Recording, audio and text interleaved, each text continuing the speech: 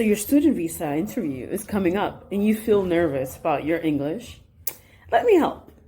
Hi, my name is Soribel. I am a former consular officer from the Department of State.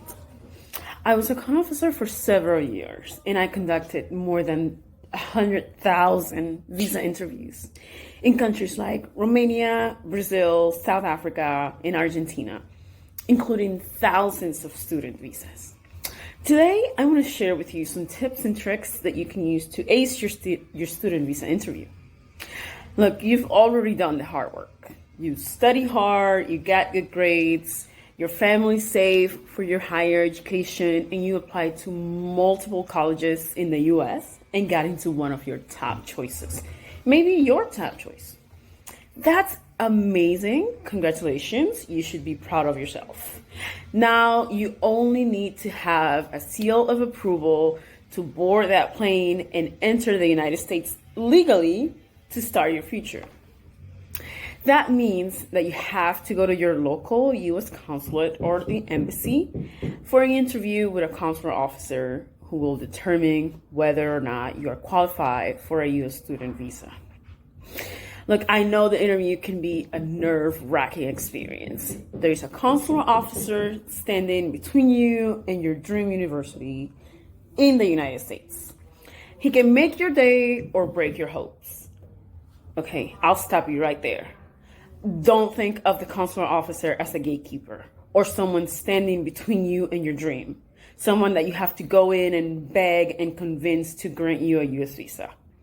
Instead, think of the consular officer as a gate opener, someone who will help you get to your destination in the U.S. The best way to approach the interview is to go in with the right mindset. Let me explain. To be completely honest, consular officers are probably not going to check your TOEFL scores. While we can use this as a data point, we generally do not base our decisions on those numbers, and we don't rank your scores against other applicants. Honestly, sometimes we don't even know how to read those scores. Shh, don't tell anyone. The key to acing your interview is not having perfect grades. It's not having a perfect GPA or having a perfect TOEFL score. The key is to show that you are at ease and comfortable in an American setting, such as a university. You're just waiting for this legal document that's going to be stamped on your passport so that you can start your new life in America. See the difference? You don't see the consular officer as a gatekeeper. He's your friend. He's going to help you get there. Okay, so having said that, I just want to go through 3 ways to frame your mindset for success when you go for your visa interview. The first one is, again, think of the consular officer as someone who wants to approve your visa. I don't get anything out of rejecting you or denying your visa so that you can go and study in the U.S. Most consular officers are very friendly people who want to help you. So the consular officer is not there to test you on impeccable English. No one is expecting you to have a PhD in English. They just want to see that you will be able to hold a conversation with anyone in the U.S. Anyone. Remember, you'll be talking to Americans, non-Americans, and diverse people from all over the world. So they want to see that you can hold that conversation with anyone, that you will succeed in your classes, and that you will be able to absorb the English language and American culture. If you freeze as soon as the consular officer says good morning, that's a bad sign for me. The consular officer will then wonder, how are you going to survive in psychology 101 or a calculus class? As soon as you walk to the interview window, greet your interviewer. Say, good morning. How are you today? Answer all the questions as confidently as you can. Avoid simply replying yes or no. For example, if the consular officer asks you, have you ever traveled overseas?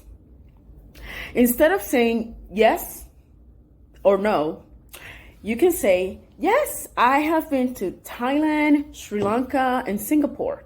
My family takes a vacation every year, and we always try to go see other parts of South Asia. Or you can say, no, unfortunately, I have not, but I have seen all of South and North India, which, as you know, is a big and diverse country, and sometimes it can feel like you're in another country or planet. See, you spoke for less than 20 seconds, but you show the consular officer that you understand English and that you can also carry on the conversation while being brief and to the point. Don't tell me your life story. Follow the consular officer's lead. They don't have time to go into a 5-minute conversation with you, unfortunately, even if we wanted to. In fact, your interview will only last probably 2 to 3 minutes at the max. But in that time, you can make a good impression, you can build rapport with the consular officer, and you can show that your English skills are good enough, that you will thrive in the classroom in an American university, and that you will make friends and be part of the very vibrant and very diverse American culture. Another example is if or when the consular officer asks you, what school are you going to? Or why did you choose that school?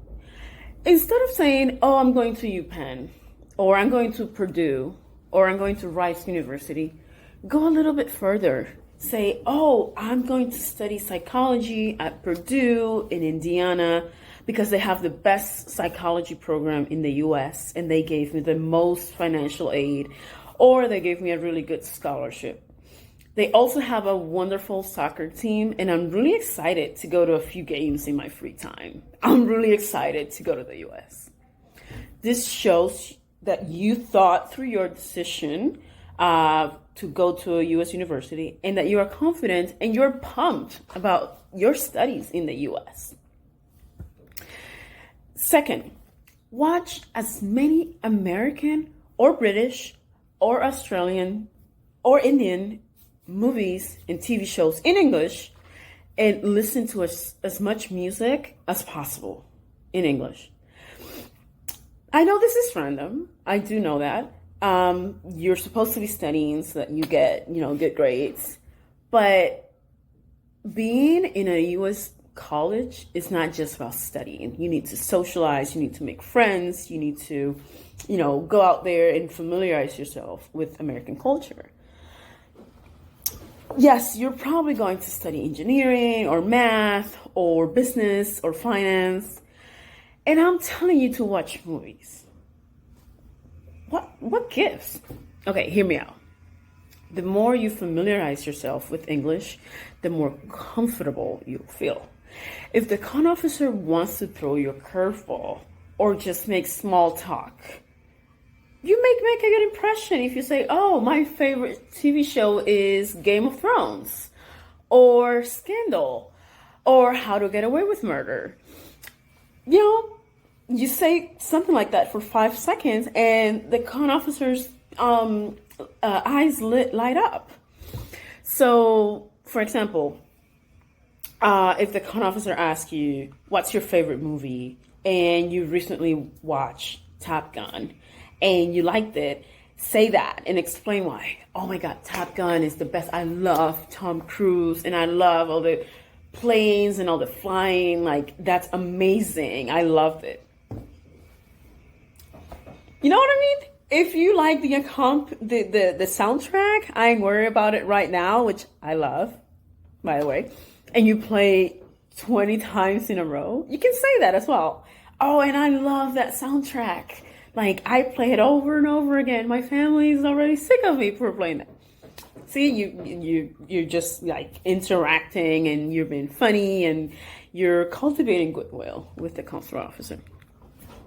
Finally, I just want to encourage you to forget perfection and show curiosity. The consular officer knows that you're probably not a native speaker, although you can be, and he or she is not expecting you to recite poetry or sound like Shakespeare or like President Obama. No, unless you're pursuing a PhD in English language and literature, your English is probably not perfect, and neither is mine. Just go in with confidence, make eye contact, dress appropriately, and answer questions concisely. Good luck.